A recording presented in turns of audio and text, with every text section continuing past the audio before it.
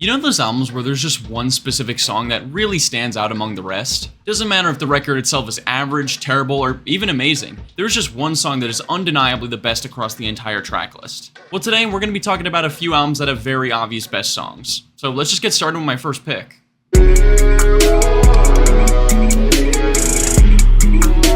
Starting with the record that inspired me to make this video in the first place, when Days Before Rodeo dropped on streaming services a few weeks ago, I of course gave it a re-listen, and I went into it wanting to see if any tracks would grow on me to becoming my new favorite. But as I kind of already expected, there's still nothing on the project that really compares to Drugs You Should Try It. That acoustic guitar layered with the electric one makes for such a memorable melody within its instrumental, and when the drums fully kick in after the intro, it is just so clean. Travis also has a really solid melodic performance on the track, especially for still so early into his career. Definitely pulls a lot from 808s and Heartbreak with the vocal effects, but Travis really makes the sound his own in my opinion with the more psychedelic edge.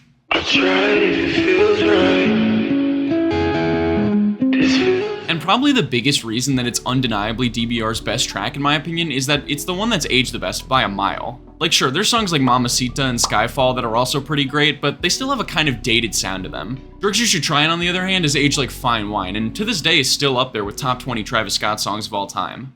Yeah, I'm out here on the road. Now this one might be a little bit surprising to anyone who's seen my favorite songs of 2023 video, since in that video I actually put Tried Our Best by Drake in my top 10 and not 8 AM in Charlotte. And it's not like my opinion changed or anything, I still like Tried Our Best more personally, but it's one of those things where while Tried Our Best is still my favorite track on For All the Dogs, 8 AM in Charlotte is undeniably the best one. Two very different things. But yeah, I mean, I know this is the whole theme of the video, but like, it is undeniable. Compared to the entire rest of the album where Drake barely tries to write a captivating verse, 8 AM in Charlotte stands out so much when it comes to his pen game. So many great quotables across Drake's 3 verses on the track, but beyond just those, I love the imagery that he's able to employ with his bars. And I've definitely said this before, but it's one of those tracks where you really feel like you're living the luxurious lifestyle that he raps about with how the lines flow together. Not to mention the amazing instrumental from Conductor Williams. I'm used to seeing tears drop over enormous meals. The restaurant clears out faint. All of it combines to form easily the most well-crafted song across For All of the Dogs, a painfully mid-album overall. Richer than white people with black kids, scary than black people. Now this pick I could see being the slightest bit debatable, since Smuckers is definitely a very specific type of Tyler the Creator track. And especially compared to the more experimental stuff across Cherry Bomb, it is a fairly standard song structurally. But at the end of the day, it's 5.5 minutes of Tyler the Creator, Kanye West, and Lil Wayne rapping their asses off. I can only give so much leeway. Similar to 8 AM in Charlotte, there's simply too many quotables to count, especially in Kanye's verse. And the back half where Wayne and Tyler are going back and forth trading bars is just unmatched. I'm a liar, I'm a faggot. Son, you need Jesus, but I heard he loves sunset. Like, you know a song has some incredible verses when you still can't decide who has the best song nearly 10 years after the track dropped. It really is just a perfect rap song in my opinion, and fortunately for this video, it's on an album with quite a few less than perfect songs across its track list.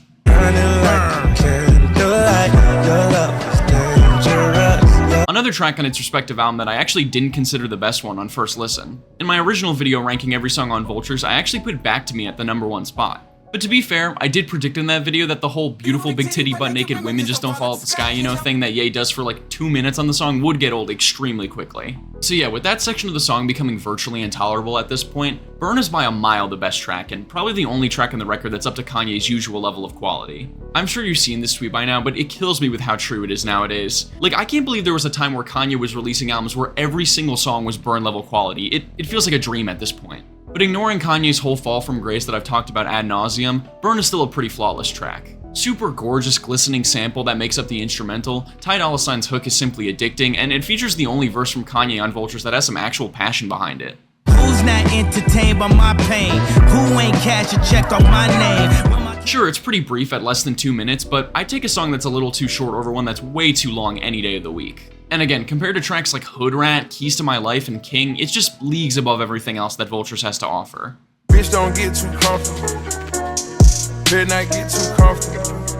Now Future, weirdly enough, has quite a few projects with an obvious best song in my opinion. March Madness is undeniably the best track on 56 Nights, Coding Crazy is undeniably the best track on Monster, and Too Comfortable is undeniably the best track on arguably Future's worst album, High Off Life. And it's actually kind of a similar story to Burn off of Vultures. Whereas the rest of High Off Life feels more like Future trying to make the most generic tracks possible, Too Comfortable's really got that special sauce that Future usually brings to his music that separates him from other trap artists. I absolutely love the melancholic guitar worked into the beat, and Future's hook is not only catchy, but also features his classic toxic lyricism. I mean, he's literally telling the women he's sleeping with, don't get too comfortable with this lifestyle because I can take it away at a moment's notice if you ever disrespect me. I mean, say what you want, it's certainly not a morally correct sentiment, but it is just classic Future. Plus, you've also got the double meaning in the chorus, where it could also be Future telling himself not to get too complacent. And this is why he is leagues better than J. Cole. You just don't understand Pluto like I do. Joking aside though, I would like to give a little shout out to Trapped in the Sun. It's a pretty underrated track, I think. But still, Too Comfortable is easily the standout of the album.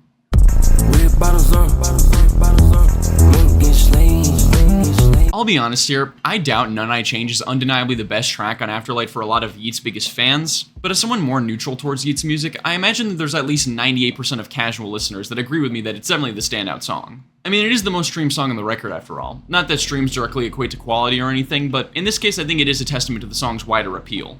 But besides that aspect, I think that None I Change is truly the only track on Afterlife that really displayed the full potential of Yeat's sound, which we'd eventually see realized in full with 2093. On a record with a ton of generic rage instrumentals and boring vocal performances, the song noticeably stands out with its synthy house style and super smooth delivery from Yeat. Even from the first few seconds of the track with the deep bass along with working on Dying's tag, it just hooks you right into the world it's trying to build. And I especially love the slight switch up in the production as the bridge comes in.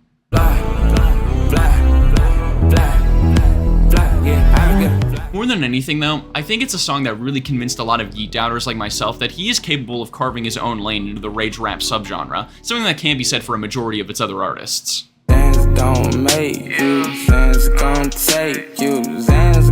Like I said in the intro, an album does not have to be good for it to have an obvious best song. Hell, I'd even go as far as to say that Betrayed is the only track on Total Xanarchy that doesn't absolutely suck. I don't know why I decided to torture myself and give this record a re-listen, but oh my god. How on earth did this get made? It's almost impressively bad, like fucking Diamonds? That song actually gives me anxiety. It might be my new least favorite song, like, ever.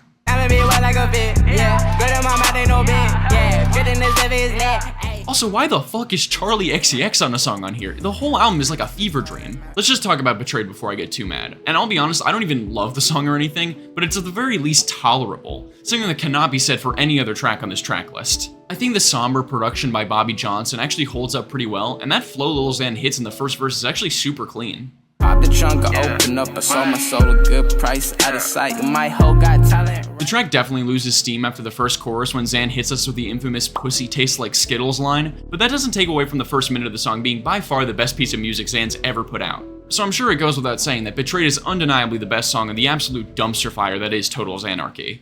But no more worries, rest your head and go to sleep. Maybe one day we'll wake up and this'll all just be a... And as for my final pick on this list, we've got another album where its most popular song is undeniably its best. I promise I'm not basic, it just so happens that sometimes the most streamed song is the most streamed song for a good reason. Like come on, if you genuinely think that any other track besides Mockingbird is the best on Encore, you have to be on crack.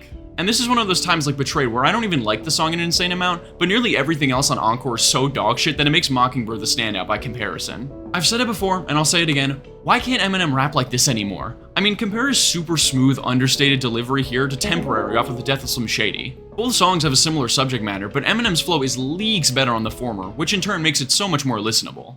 Know you miss your mom, and I know you miss your dad when I'm gone, but I'm trying to give you the life that I never had. Watching you right now, baby girl, I vow I will protect you, your guardian. Not to make this another Death of Slim Shady roast session though, I don't think I can handle the stands calling me an offended liberal again. But back to Mockingbird, I won't lie, I think the hook is pretty terrible. Eminem just can't sing to save his life. But still, compared to literally anything else on Encore, Like Toy Soldiers is alright, I guess, but it's just loaded with that faux optimism that reminds me of some of the worst moments on Recovery. Just Lose It is admittedly pretty fun, but still I don't think it compares to Mockingbird. And Ass Like That is definitely a guilty pleasure song for me, but it's objectively still pretty ass.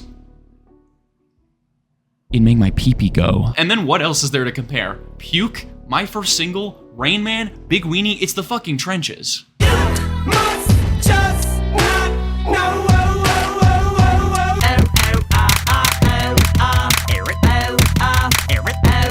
Is it gay to play putt-putt golf with a friend and watch us butt, or just jealous of me cause you just can't do what I do, so instead of just admitting it, you walk. So when you compare it to such an abysmal album for Eminem, even just a fairly good song like Mockingbird stands out as easily the record's best.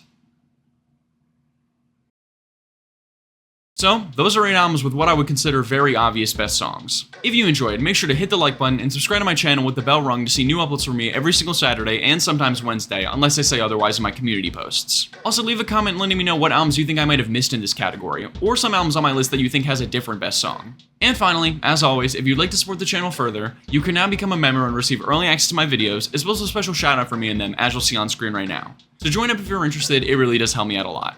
But yeah, that's about it. The way you shake it, I can't believe it. I ain't never seen a ass like that.